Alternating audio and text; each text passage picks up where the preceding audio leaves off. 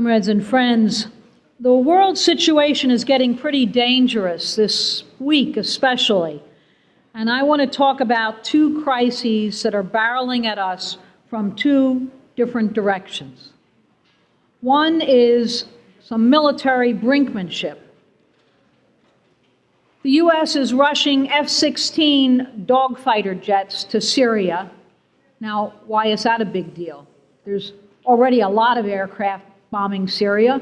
There are 13 countries that were bombing Syria before Russia came into the war, not just the United States. They had brought in Saudi Arabia and France and Belgium and Jordan and United Arab Emirates, Netherlands and Turkey. The U.S. was coordinating it all. They all claim to be hitting ISIS, but not having any impact, except to be totally destroying Syria. Half the population is now displaced. The infrastructure is in ruins. But what are F-16C dogfighter jets? They're armed with air-to-air missiles. They're capable only of fighting other aircraft. And ISIS does not have an air force. Russia does. And so this is a really dangerous escalation, maybe on the scale, we'll see, of the Cuban Missile Crisis. There's a first public announcement also this week of ground troops, special ops forces to Syria. And then an announcement of a big reinforcement of more U.S. advisors, thousands, back to Iraq. And the announcement of no pullout from Afghanistan. Now, we don't know if it'll be a plane crash in the Sinai, or a Russian jet shot down in Syria, or a missile in the Ukraine, or a ship in the South Pacific, where the U.S. is in almost a standoff right now with China. But the situation is volatile, it's enormously dangerous. We need to see it as one war, one world war on many fronts. And as Larry Holmes said this morning, it's the essence of dialectics, everything is change. Everything is changing, and it may suddenly shake up violently. Now, what's going on underneath that's driving this? It's the other crisis. There is a giant glut, a crisis in the commodity market and machine parts, steel, copper, coal, zinc, corn, soy, wheat, all suddenly are valued at less than half of the price of a year ago. And then there are those dire weather predictions in the corporate media. An earthquake, a volcano, a tsunami, they don't know what to call it, but they know that something big is going to tear through their system, and they're making a lot of predictions of a disastrous capitalist crash. And we know that the workers were not rehired from the 2007 crash. There's been no improvement in 20 years and more. Wages are flat and going down. And we want to especially thank Fred Goldstein, who has really brought this to our attention, the significance, the importance of it, when almost no one saw ahead of the curve. And I want to say that's why you need a party. You need different skill sets, and you need some people that see around the curve as to what's coming next. So there's been no recovery, and a crash is on the way, and we have the largest gap between the super rich and the poor than any time in human history. You know, there's 80 multi-billionaires that are worth more than half the population of the world. Think about that. That's how extreme and distorted this whole system is. And how do they keep it all together? This brutal global empire. It's increasingly difficult. It needs war, endless war, institutions built for war. It needs racism. It needs division. It needs repression. They have super productive capacity, and it is bloated and decaying because they can't sell what they produce. And it's losing the ability to enforce its will. It's even more dangerous in this state than at any time. So there are these two crises from two directions, a political-military confrontation. economic collapse of the system. Now, crises have been the undoing of many a movement and many a political party. With crises also come opportunities to intervene. And we need to ask ourselves, are we ready for these crises? No, we're not. That's my honest appraisal. But even a handful of communists, if they're not knocked over, if they're not caught off guard, they have the ability to give leadership in times of crisis. That's the difference. And this is something that Workers' World has been able to do again and again in past crises, to give leadership far beyond our size, because we're not bowled over. We don't know what particular act will be the spark, but very dangerous provocations are looming. We need to be prepared for it. We need to be prepared on the home front. Police murders 2 and 3 a day, every 8 hours. The sheer scale of the police murders, the size of the prison system, the extent of the racism and reaction in this country. Each murder more dangerous than the next, tens of thousands of police attacks, absolutely routine. There's the U.S. war crimes around the world in ever greater numbers. Whether it's a hospital in Kunduz, Afghanistan, or it's in Sudan, or it's in Yemen. So how do we orient the party and a movement fighting for change? And this is where Lenin is our anchor. This period of crisis, it needs a revolutionary socialist movement, where every cadre's instincts and reflex is to stand against racism, stand with the oppressed, and always, always oppose our own ruling class. We got to always come back to that. That's Leninism. That is Leninism. Now, as we've raised here, there's enormous interest in socialism. Most Googled word. That's a new day. But the ruling class in Europe and in the US, they are enormously sophisticated. They have several hundred years of experience in keeping their real motives well hidden. We got to know that. We got to know that and who's put forward and what's supposedly a solution. That's how they hide the theft of our labor, their conquest, their wars, their looting. And the media plays an important role in making working people hate whoever the ruling class hates. That's the role of racism, of demonization. The media creates total phony sympathy for whoever the corporate media says that the next imperialist war is going to save. Never does. And of course they say that all wars are for humanitarian purposes, don't they? And we have to contend with political leaders who claim to be socialists and democratic socialists and yet support U.S. wars. Now, Bernie Sanders, he promises a political revolution, a living wage, ending income inequality, racial justice, a humane immigration plan, full equality for women, LGBTQ. Sounds pretty good. But he's also for keeping the whole rotten, racist system. Right? And he makes that clear. He's not against the capitalist system. And it's even a statement. He wants to defend America's vital interests. Force must always be an option. These are direct quotes. He's voted to fund every U.S. war and support free trade and Israel's right to defend itself. Now, there are lots of acceptable socialists who are not for expropriating capitalist ownership. So what on earth are they? They're not for shutting down the Pentagon. There are lots of so-called socialists who are not for reparations. And what's the first thing a revolutionary socialist would be for? Is reparations for the oppressed. There are lots of campus socialists who say they're against U.S. wars and then explain why we should hate whoever the U.S. government is targeting. And they'll give us 10 reasons to hate Syria or Ukraine or Libya or China or Venezuela or Cuba. And in every crisis, the internet is full of blame. Blame Russia, blame China, denounce them as imperialists, blame Syria, blame Iran, demonize them as monsters, churn up so much blame that it's US imperialism that's off the hook.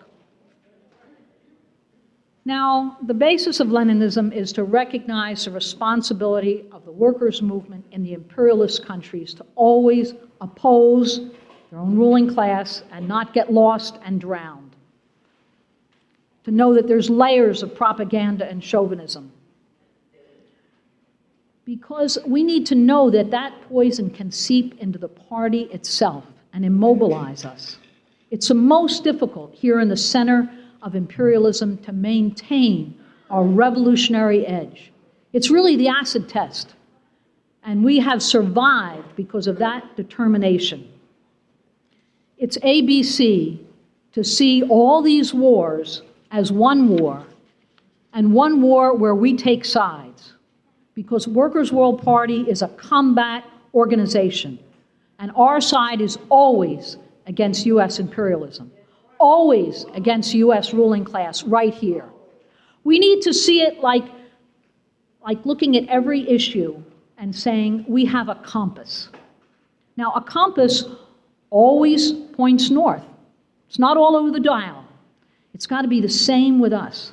Our compass has to always point toward opposing US imperialism, focusing on imperialist crimes, not getting diverted or confused.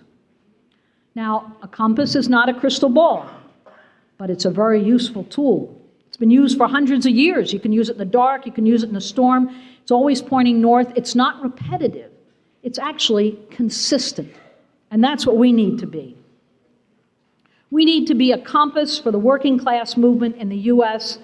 That's what will build socialist unity, to be constantly pointing the movement toward opposing imperialism, this filthy, rotten, racist, decaying system.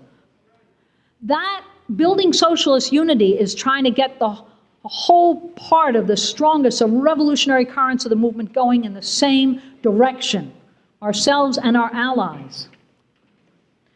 Now, just in closing, I want to say that imperialism also creates issues, puts millions of people on the move. They have created a refugee and migrant crisis, millions and millions strong. Tens of millions of migrants fleeing economic disaster at home that are created by free trade zones and globalized capitalism. And millions of war refugees from US wars in Afghanistan, Iraq, Libya, Syria, Sudan, Yemen, the destabilization of Africa, West Asia. And then they take an issue and use it by having a theme. We must do something. We must do something. Suddenly, almost all refugees are characterized as Syrian refugees, and they want to build a no-fly zone in Syria. Now, that's what they use to destroy Libya. So we have to see the issues and who they suddenly have a sympathy for. We also have the greatest sympathy. We got to know who created the refugees and the migrant crisis. And it's the capitalist system that did it, and the capitalist wars that have driven millions of people onto the roads, onto the seas.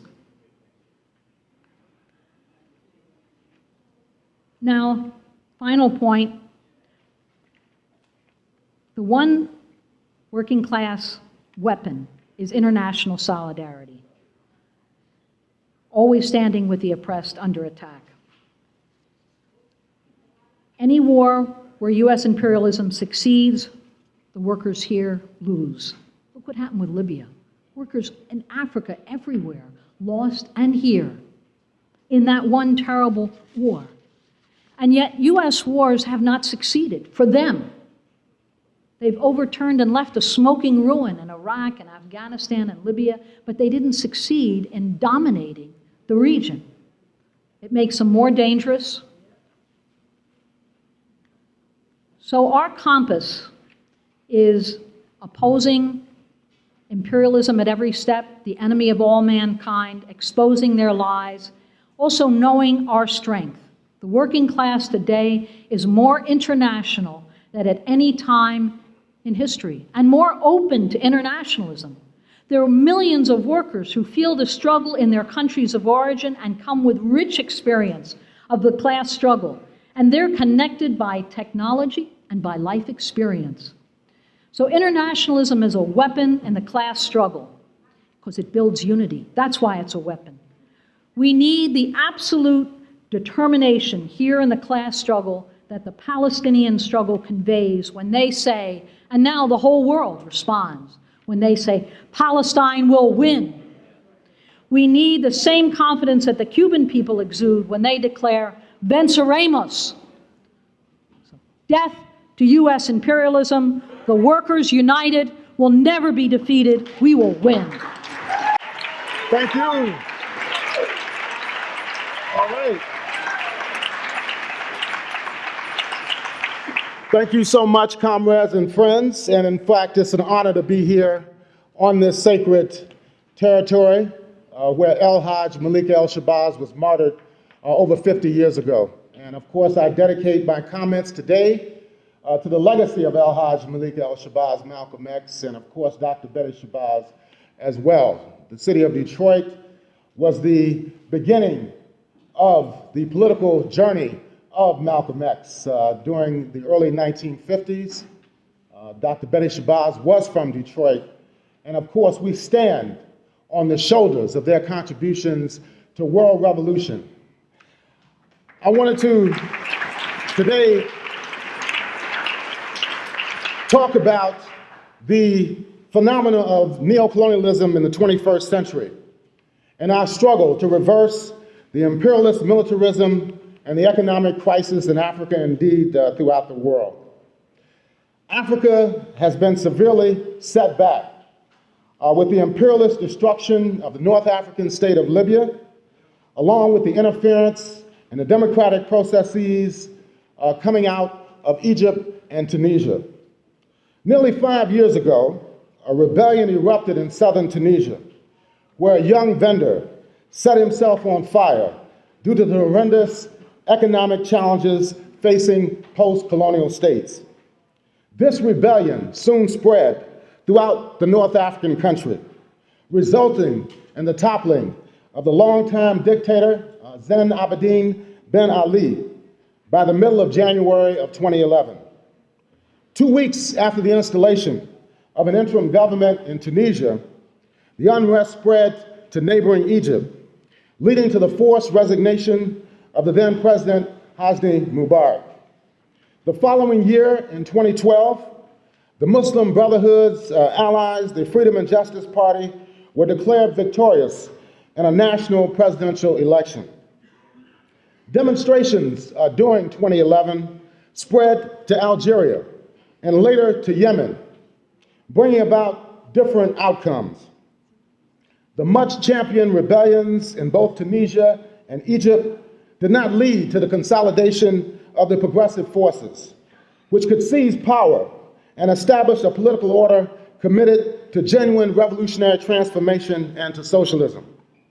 Of course, when a rebellion erupted in Libya in February 17th of 2011, a more ominous trend was soon revealed. The character of this unrest was decisively counter-revolutionary, targeting the Jimahadiya system that was led by Colonel Muammar Gaddafi. When the armed opposition groups were not able to sustain their rampage in the face of growing resistance to the Western-backed counter-revolutionaries by the Libyan loyalist forces, the United States and its NATO allies engineered 2 United Nations Security Council resolutions, which in essence provided a pseudo-legal rationale for the blanket bombing of Libya. This bombing operation continued from March 19th of 2011 to October 31st of that same year, laying waste to large sections of the country, destroying the infrastructure of the Libyan state, breaking down all the advancements that were made since the September 1st, 1969 revolution. Today, Libya is a major source of instability in North as well as West Africa, leading a trail of death and destruction into the entire Middle East and all the way down to Southern Asia. These developments since 2011 involving imperialist militarism have compounded the already existing crises in Iraq, in Syria, in Afghanistan, in Pakistan, as well as Yemen. Consequently, we are witnessing the worst international humanitarian disaster since the conclusion of World War II, some 70 years ago. Well over 50 million people have been displaced, both internally in their own states as well as outside of their own national borders. Contiguous states in Africa and the Middle East, combined with the European countries in the south and east of the continent, are bearing the brunt of the migrant flows which are ongoing. The racism and xenophobia inherited from the collapse of socialism in the Comecon sector in Eastern Europe is illustrated through the hatred, through the brutality, and the marginalization of hundreds of thousands of migrants and refugees flooding into Europe and the millions who are destined to come. In Egypt, for example, a military-turned-civilian regime has been in power since July of 2013, continuing the decades-long subsidization of the neo-colonial state by the Central Intelligence Agency and by the Pentagon. Neighboring Tunisia has been largely returned to the political collaborators of Ben Ali, taking its place as well in the so-called Washington-led, quote, war on terrorism, unquote. Now, at present, the United States Africa Command, AFRICOM, is establishing its deployments across the continent through direct intervention as well as partnerships with individual states and regional organizations. Emboldened by its operations in Libya, in Tunisia, and in Egypt, imperialism is spreading its tentacles even deeper into the African continent. An AFRICOM base now is being refurbished in the Horn of Africa nation of Djibouti at Camp Le Monet. And of course, this mission is expanding, involving thousands of Pentagon troops. Airstrips are being constructed in the west, central, and eastern regions of the African continent to ostensibly assist the African Union member states in the global fight against, quote, terrorism, unquote. Efforts aimed at the creation of an African standby force, which was first advanced by the Pan-Africanist and socialist leader of Ghana, Dr. Kwame Nkrumah, in the early 1960s, and later by Colonel Muammar Gaddafi in the 2000s, have now been realized absent of their revolutionary orientation. Recent exercises of the African Standby Force in South Africa has prompted articles, even within the bourgeois press, noting the dependent character of such operations, which are relying upon the funding of the Pentagon and the European Union allies in the North Atlantic Treaty Organization, NATO. Any continental military force aimed at fostering peace and stability in Africa must be independent of imperialism, both politically as well as economically. Otherwise, such efforts will serve as an appendage of the Pentagon NATO forces, and consequently serving the interests of neocolonialism as opposed to anti-imperialism and the much-needed socialist future in Africa and indeed throughout the world. In conclusion, I would like to point out that the crisis of imperialist militarism is coupled with the emerging debt dilemma resulting from the ongoing economic decline which originated from the advanced capitalist states.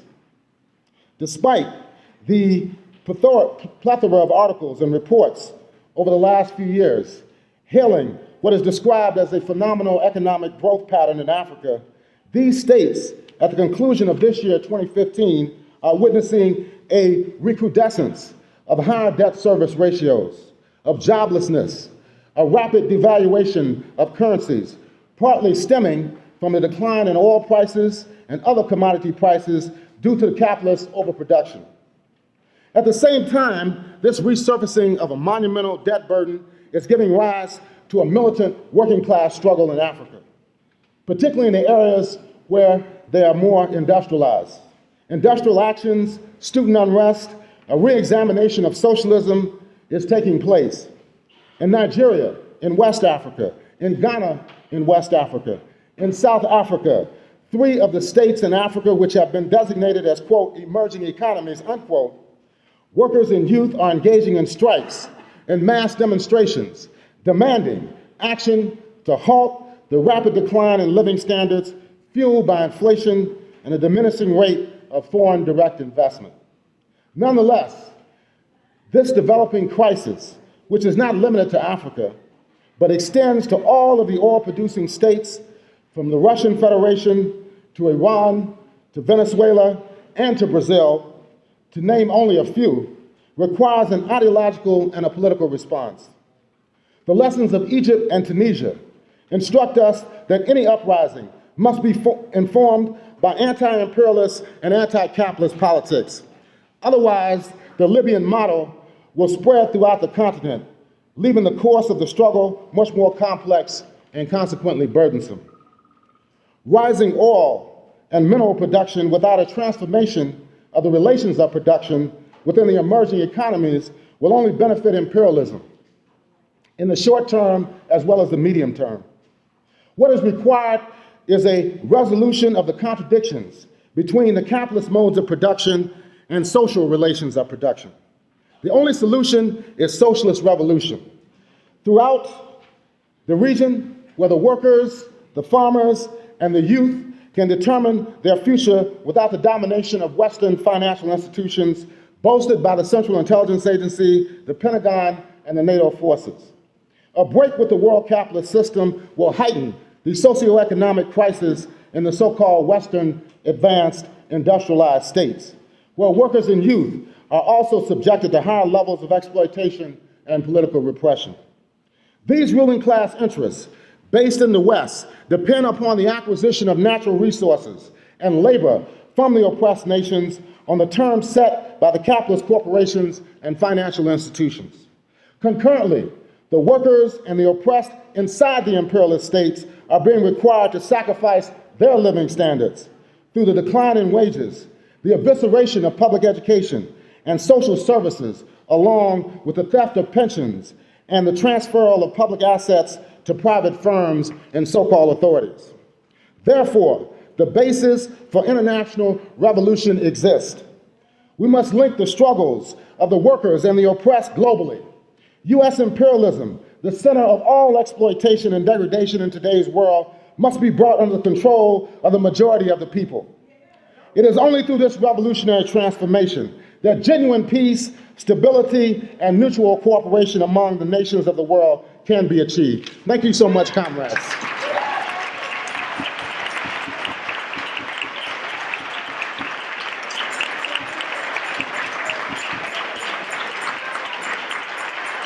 I want to first express my immense gratitude to compañero Malcolm X for his internationalism. We all remember his conversations with Fidel. So Malcolm X and Betty Shabazz, presente, presente, presente, because they are present today. Compañeras y compañeros, comrades and friends, I'm so glad that this conference title is Putting Socialism on the Table. And I at the time of capitalism of a dead end, because we in the socialist and in the general progressive movement need a serious and deep discussion on how to defeat capitalism. Not with reforms, not with patches. We need a structural change. We really need, and it's a survival need. We need a system more humane, one that does not let a child die for a lack of medicine and puts billions and billions and billions to build sophisticated weapons to kill people, both here and abroad throughout the world. We need a new humane system. We need what? Socialism. We need socialism. Socialismo o muerte, they say in Cuba, socialism or death. No reforms, as progressive as they can be, and no development that benefits the people, the poor, and the oppressed are safe as long as capitalism, and particularly US imperialism, has a foothold. Fidel said it a long time ago when talking about racism and the anti-racist struggle in this country, in the United States, that as long as imperialism is standing, racism will not end. Imperialism nurtures racism, profits from it, and from all the difference that it can use to divide us, to divide the working class, keep it divided, fighting among themselves so they don't unite and fight against capitalism. Why this introduction, compañeros and compañeras? I'm talking about Latin America, you said? Yeah, Puerto Rico and Latin America. Well, that is precisely why.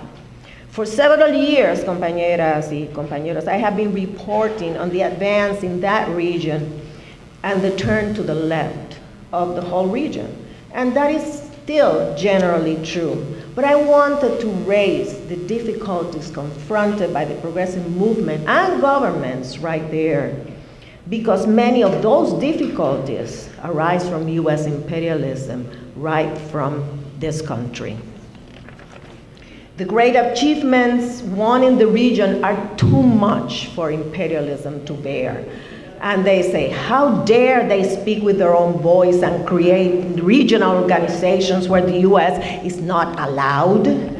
How dare be independent, try to trade with other countries and other, that the US, in fact, with countries considered by the US as enemies, even terrorists. How dare they kick some US military bases and US agencies out? How do they attempt to use their national resources to improve the lives of their peoples instead of letting US corporations extract millions and millions in endless profits? How do they isolate the United States and support Cuba? And so on and so on.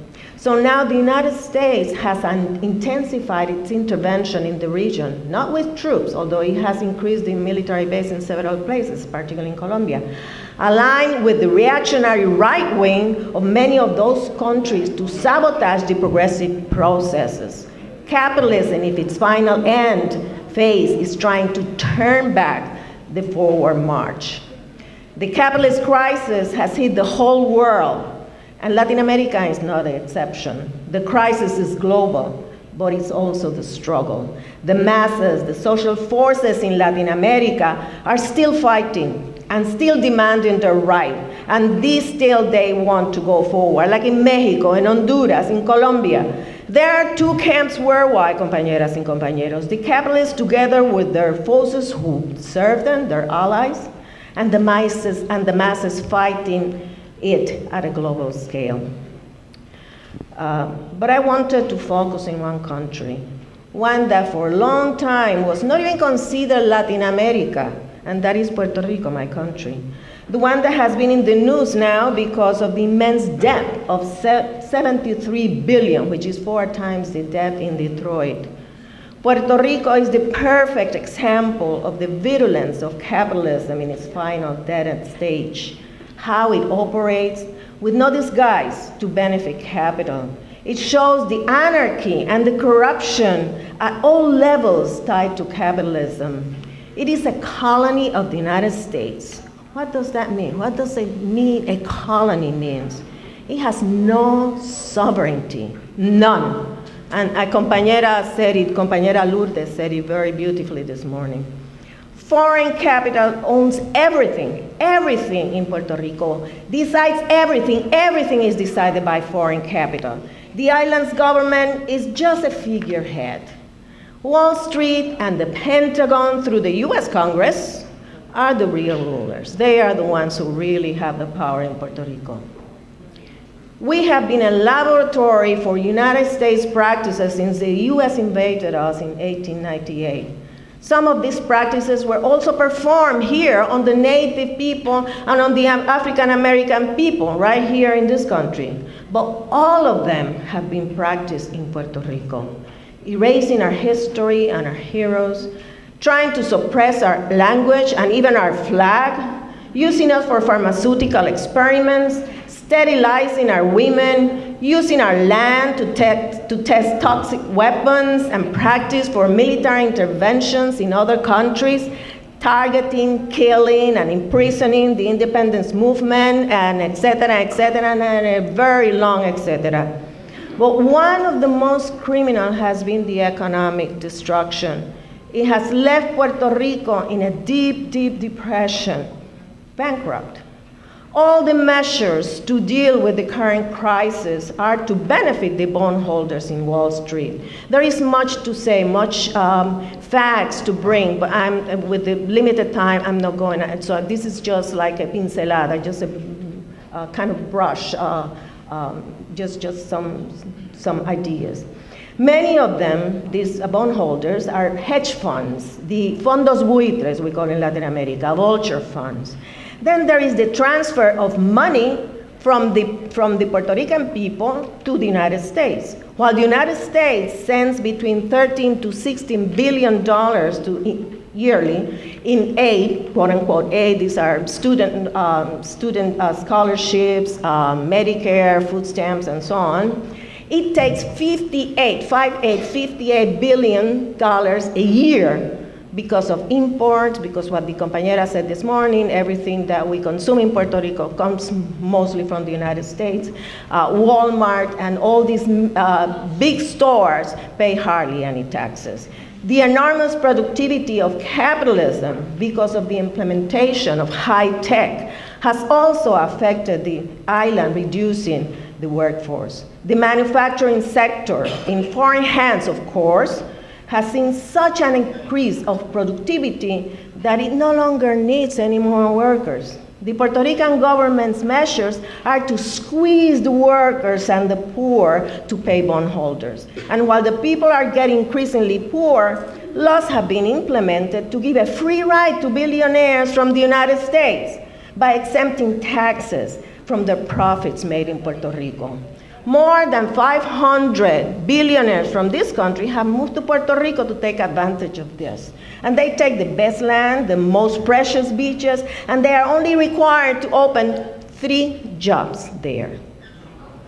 For the people instead are increasing taxes, higher cost of utilities, increase of gasoline, medicine, expensive health care. Just one example, Medicare, which is deducted from the wages at the same time, at the same rate as here, receives almost half of the benefit.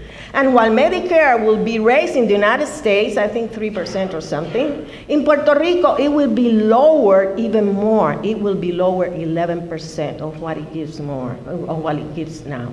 The government is paying millions in contract to many US firms to solve the crisis. Economists from the IMF, International Monetary Fund, have produced a report that the government is now trying to impose, the government in Puerto Rico. Privatization of education, electricity, water and sewage, roads, cut wages, increase university tuition, and so forth. The airport has already been sold. I'm finishing. Recently, it was reported that Standard & Poor's, the credit agency that, the very agency that has degraded Puerto Rican bonds to junk status, I think it's like -CC, which I think is, if it's not the lowest, it's one of them, will be given more than $300,000 in a contract to help the electricity national company in Puerto Rico improve its bonds to A category. Can you imagine? There is no money, but there is $300,000 to pay Standard & Poor's, not less. Comrades, but the people in Puerto Rico are fighting back. They are holding people's assemblies all over the nation, all over the island, to inform the consequences of all these reforms by the government. And there is a call for a general national strike that we should support in any way possible here, as it is a global struggle. So I want to end by saying reparations now for Puerto Rico because of the invasion of 1898, because of the use of the land for bombing, because of the pollution and poisoning of land and water by military and pharmaceutical, because of the forced sterilization of women, because of killing of independentistas, and we remember Filiberto Ojeda, because of the brain drain, because of the economic destruction and all the effects of imperialism and colonialism in Puerto Rico, which is a very long, etc. Viva Puerto Rico Libre, US, Wall Street, out of Puerto Rico, free Oscar López Rivera.